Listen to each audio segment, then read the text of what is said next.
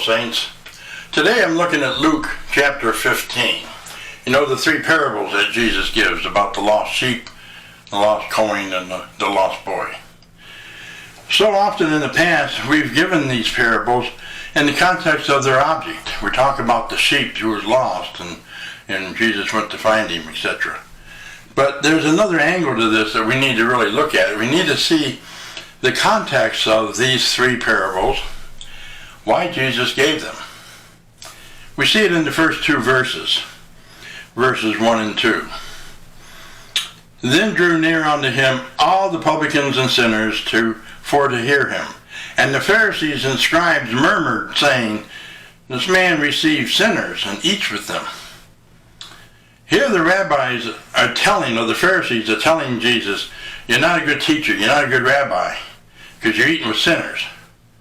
You know, you're not supposed to be messing with the people on the fringe. They don't deserve to hear the message.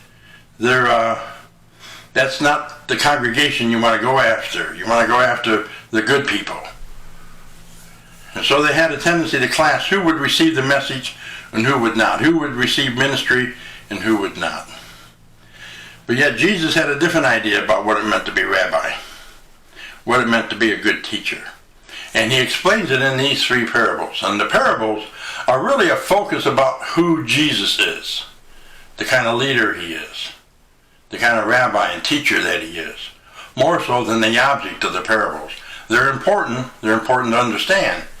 But we need to see it in the context of it focusing on who Jesus is. We get a picture of Jesus that's built through these three parables that we don't normally see.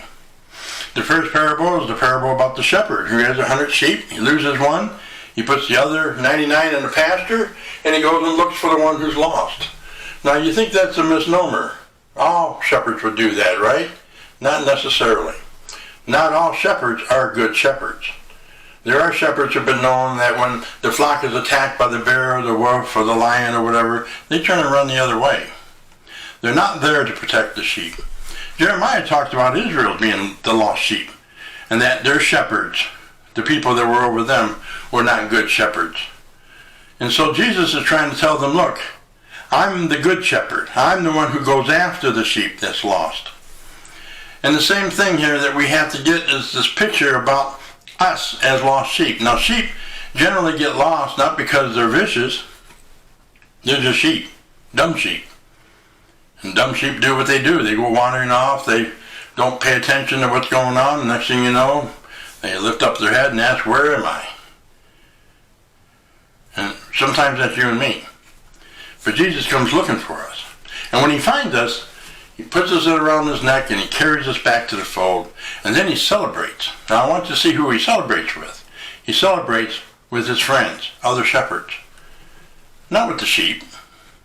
The celebration is with his peers. That he had found his sheep and brought them home. Jesus is the good shepherd. In the next one we see Jesus is the woman of the house. The woman who had 10 coins and lost one. Now, you know, sometimes we miss the picture because we think, what, would she lose the grocery money? What is this about?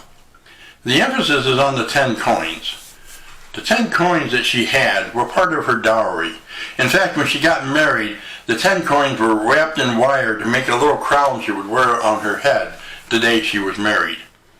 And this dowry is a part of her identification, how she feels and sees herself in this community that she lives in. And when she lost the coin, she lost part of who she was as a person of this community. She lost part of her identity. It was important for her to get the coin, not for its monetary value, but for her. And so she sweeps the place out and then finds the coin that way. And then when she finds it, you know, she doesn't celebrate finding it with the other coins. She goes and finds the other women of the community and shares the story with them. The coin to God is us lost, not knowing we're lost. And God says, if you're lost, who I am is diminished. My identity is wrapped up in you.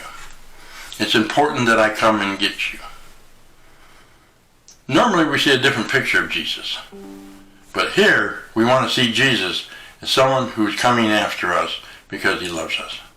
He loves the sheep. The coin, us, identifies with who he is.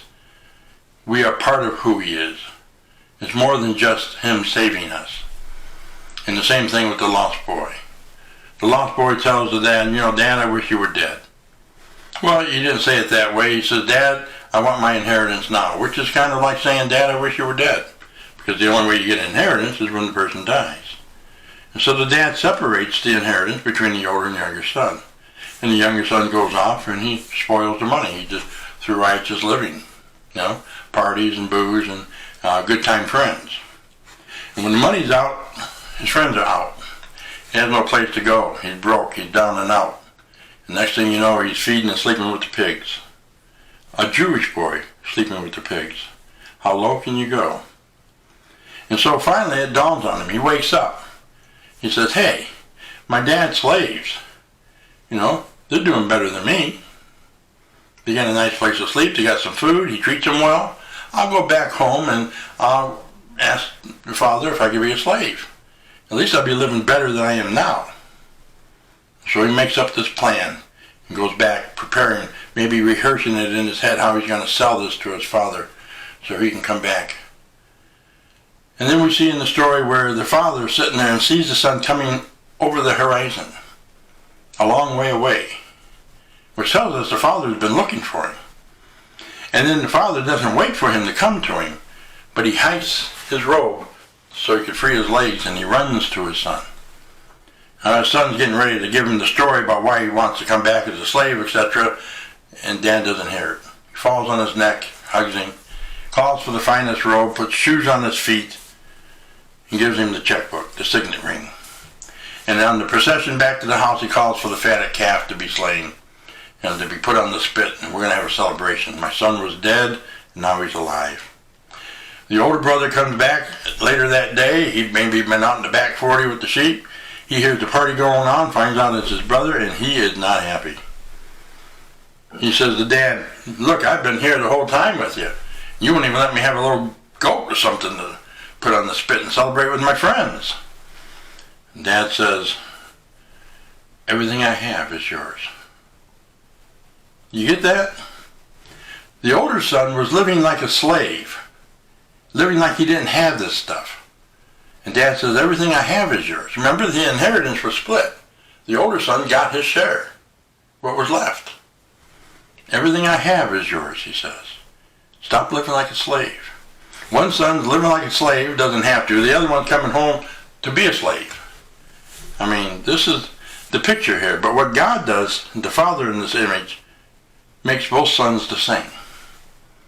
He says, listen, your brother was dead, now he's alive. We have reason to celebrate. You I have with me always. We see a picture of God that we don't normally see in these three parables when they're together. A God who loves us, who comes after us. Who's not looking to destroy us and pull the rug out from under us. He loves you. And he is seeking you out, not waiting for you to come to him. He's coming to you. Open your heart to Christ today if you haven't already. He wants you in the kingdom. Blessings.